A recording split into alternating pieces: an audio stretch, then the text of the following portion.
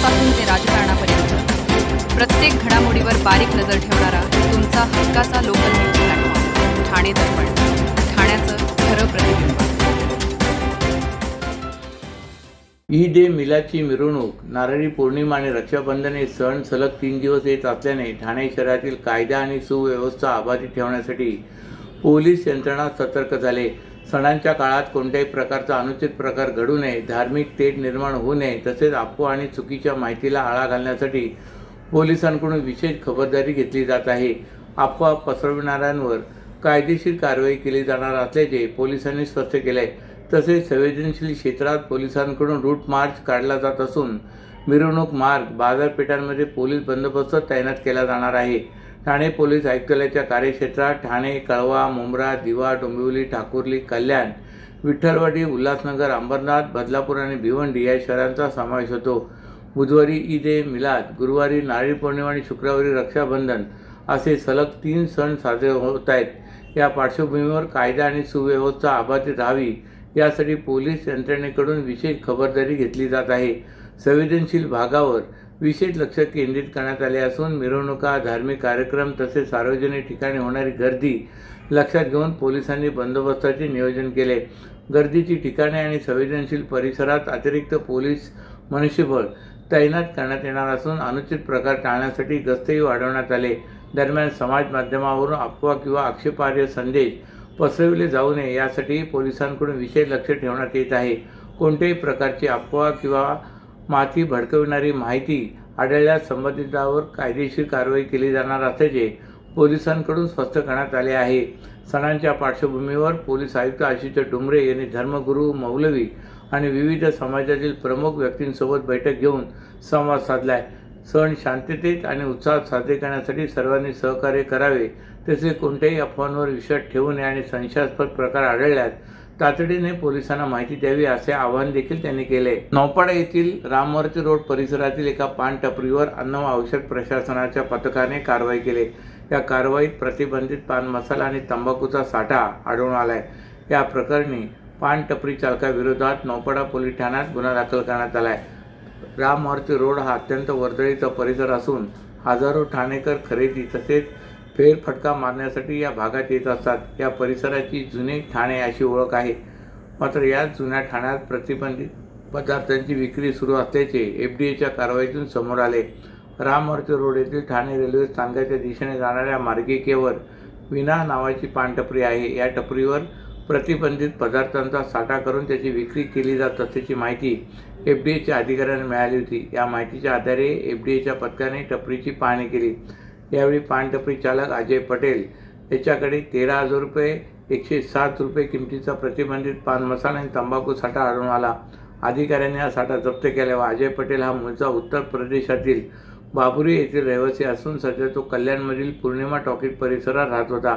या प्रकरणी FDAच्या अधिकाऱ्यांनी दिलेल्या तक्रारीच्या आधारे अन्न सुरक्षा मानके अधिनियम 2006 मधील कलम तसेच भारतीय न्याय संहिता 2023 मधील कलम अन्वये गुन्हा दाखल करण्यात आला आहे. गेल्या अनेक वर्षापासून महाराष्ट्रातील कंत्राटदारांची 86,000 कोटी थकबाकी महाराष्ट्र शासनाकडे असून काम करूनही महाराष्ट्र शासनाने पैसे न दिल्यामुळे कर्जबाजारी शेतकऱ्यांप्रमाणे कंत्राटदाराची आत्महत्या करू लागलेत. काल रात्री नवी मुंबई येथे राहणारे गजानन देवकाते यांनी आत्महत्या केली. या प्रकरणी महाराष्ट्र कंत्राटदार महासंघाचे मंगेश आवळे यांनी आक्रमक होत रस्त्यावर उतरण्याचा इशारा दिला आहे. तर राष्ट्रवादी काँग्रेस शरदचंद्र पवार पक्षाचे जिल्हाध्यक्ष मनोज प्रधान यांनी या कंत्राटदारांची भेट घेऊन त्यांच्या आंदोलनात पाठिंबा दिला असून ही आत्महत्या नसून संस्थात्मक खून असल्याचे संबंधितांवर गुन्हे दाखल करावेत अशी मागणी केली. महाराष्ट्र शासनाकडून निविदा काढण्यात येत आहेत. मात्र ज्या कंत्राटदाराकडे आर्थिक परिस्थिती भक्कम आहे अशांनीच निविदा भराव्यात आणि काम घ्यावीत, अन्यथा शासनाकडून थकबाकी राहिल्यास बिकट परिस्थिती निर्माण होऊ शकते असे देखील नवीन निविदा भरणाऱ्या कंत्राटदारांना महासंघाने आवाहन केले. नवीन मुंबईतील कंत्राटदाराने थकबाकी न मिळाल्याने आत्महत्या केल्यानंतर राष्ट्रवादी शरदचंद्र पवार पक्षाचे जिल्हाध्यक्ष मनोज प्रधान यांनी तंत्रज्ञान महासंघाचे मंगेश आवळे यांची भेट घेऊन राष्ट्रवादी शरदचंद्र पवार पक्षाचा पाठिंबा जाहीर करत येत्या काळात आत्महत्या केलेल्या कंत्राटदारांच्या कुटुंबियांना कोणतीही आर्थिक मदत लागली तर आम्ही करू. तसेच कंत्राटदार महासंघांच्या माध्यमातून आंदोलनात राष्ट्रवादी पक्ष रस्त्यावर उतरेल असे देखील मनोज प्रधान यांनी सांगितले.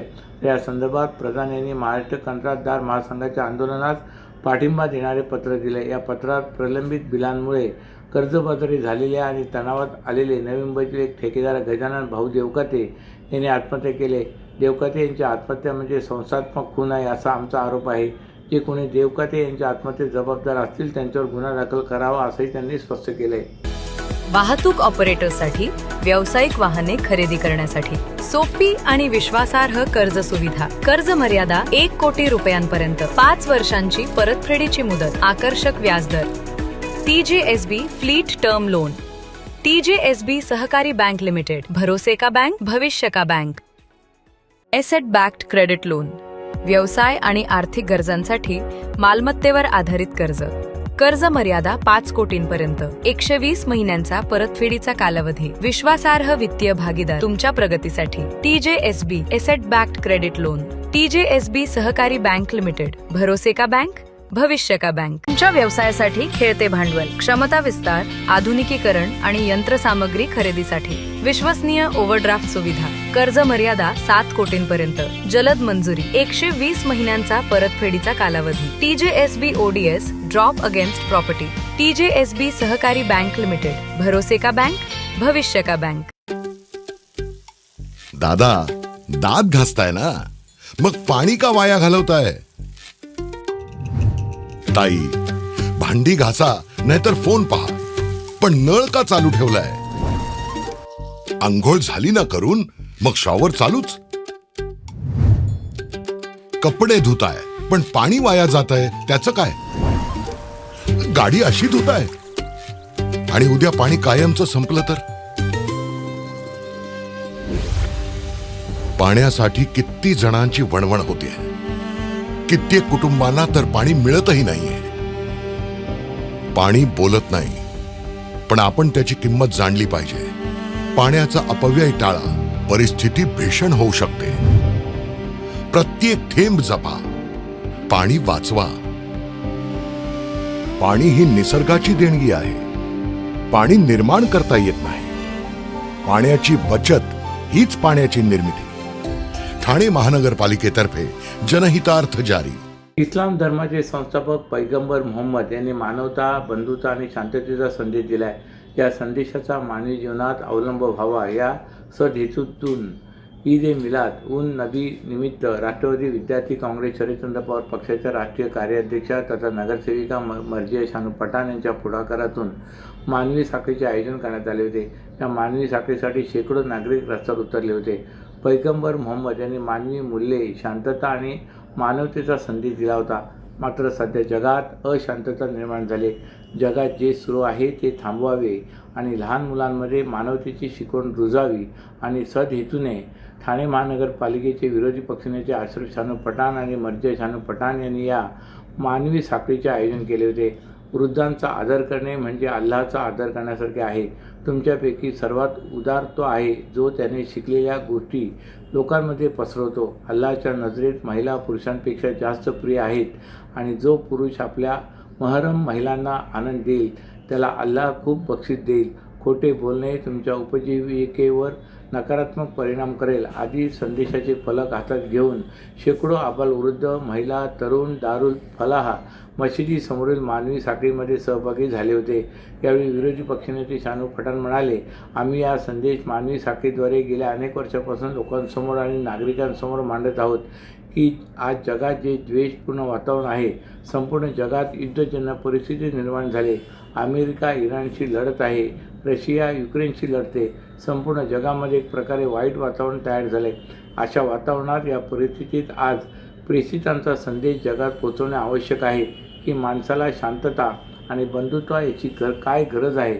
आम्ही हातात पकडलेल्या फलकावर अल्लाह तुमच्या रूपाकडे पाहत नाही तर तुमच्या कर्माकडे आणि तुम्ही लोकांसोबत कसे वर्तन करता त्याकडे पाहतो. हा प्रेषित पाहत आहेत असे संदेश लिहिले आहेत.